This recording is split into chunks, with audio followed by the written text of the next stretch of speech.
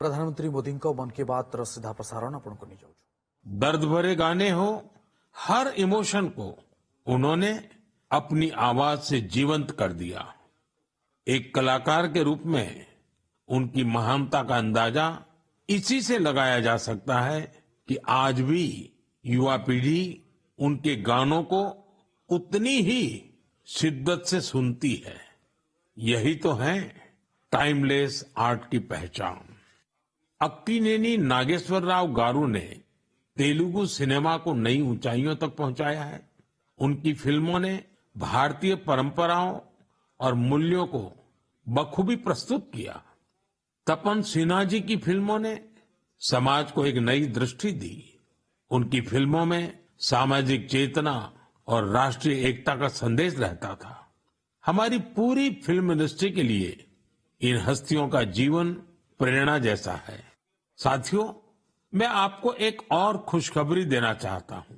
भारत की creative talent को दुनिया के सामने रखने का एक बहुत बड़ा अवसर आ रहा है।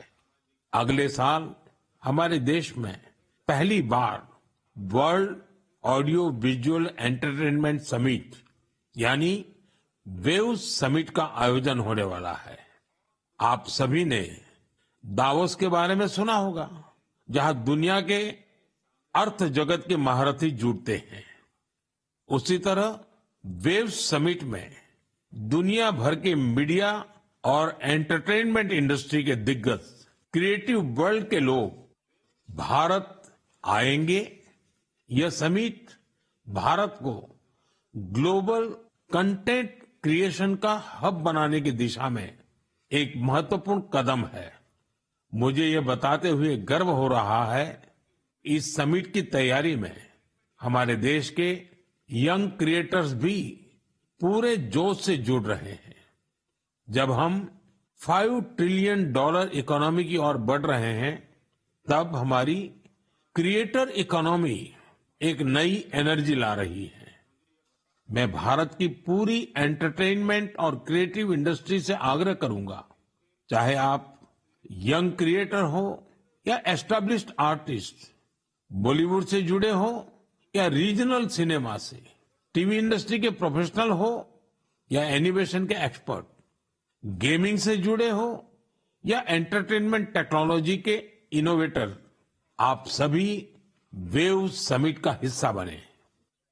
मेरे प्यारे देशवासियों, आप सभी जानते हैं कि भारतीय संस्कृति का प्रकाश आज कैसे दुनिया के कोने कोने में फैल रहा है। आज मैं आपको 3 महाद्वीपों से ऐसे प्रयासों के बारे में बताऊंगा जो हमारी सांस्कृतिक विरासत के वैश्विक विस्तार की गवाह है। ये सभी एक दूसरे से मीलों दूर हैं, लेकिन भारत को जानने और हमारी संस्कृति से सीखने की उनकी ललक एक जैसी है। साथियों, पेंटिंग्स का संसार जितना रंगों से भरा होता है, उतना ही खूबसूरत होता है। आप में से जो लोग टीवी के माध्यम से मन की बात से जुड़े हैं, वे अभी कुछ पेंटिंग्स टीवी पर देख भी सकते हैं।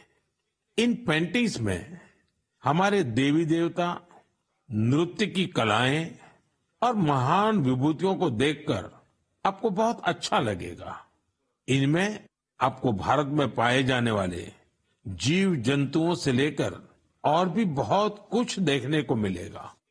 इनमें ताजमहल की एक शानदार पेंटिंग भी शामिल है, जिसे 13 साल की एक बच्ची ने बनाया है। आपको ये जानकर हैरानी होगी कि इस दिव्यांग बच्ची ने अपने मुंह से इस पेंटिंग को तैयार किया है। सबसे दिलचस्प बात यह है कि इन पेंटिंग्स को बनाने वाले भारत के नहीं, बल्कि इजिप्ट के स्टूडेंट्स हैं, वहां के विद्यार्थी हैं।